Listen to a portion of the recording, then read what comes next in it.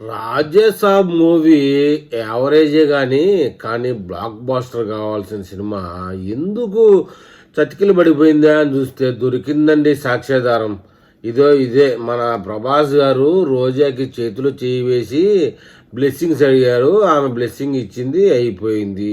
రాజాసాబు రోజా సాబుగా మారిపోయింది.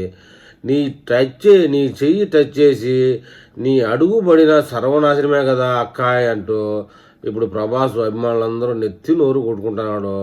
కడుపుకు ఏం తింటావు? డబ్బా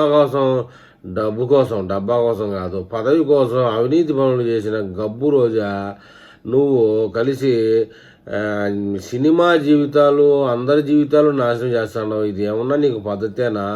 నీ గురించి అందరికి తెలిసినా ప్రభాస్ తెలుసో తెలియకో నీ దాకా వచ్చాడు. చెప్పమని లేదా మంచి చెడ్డ నువ్వైనా కూడాను అని ఇతో చెప్తున్నారు. మొత్తానికి రాజాసాబ్ కాస్త రోజా చేతిలో పడి రోజాసాబ్గా మారిపోయిన ప్రక్రియపై ప్రభాస్ అభిమానులు ఏమని కామెంట్ చేస్తారో చూద్దాం.